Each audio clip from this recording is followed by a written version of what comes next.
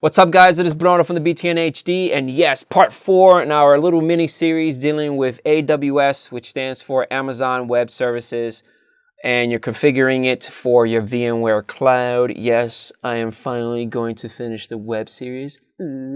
So today is all about creating an endpoint on AWS. So let's get started. So I think in the first episode we did VPC.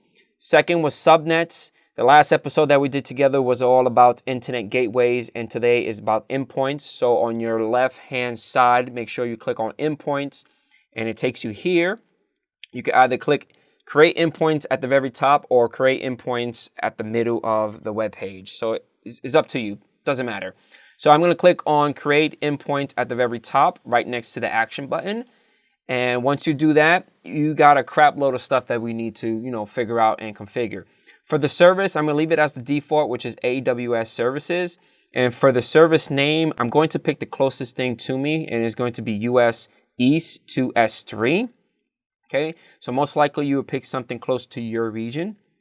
Now, for the VPC, hit that drop down. You're going to pick the VPC that you created in part 1. Within the route tables, make sure that you pick the correct table ID, which points to the 3 subnets that we created in part 2. And then you go all the way to the bottom and click on create endpoint, and done.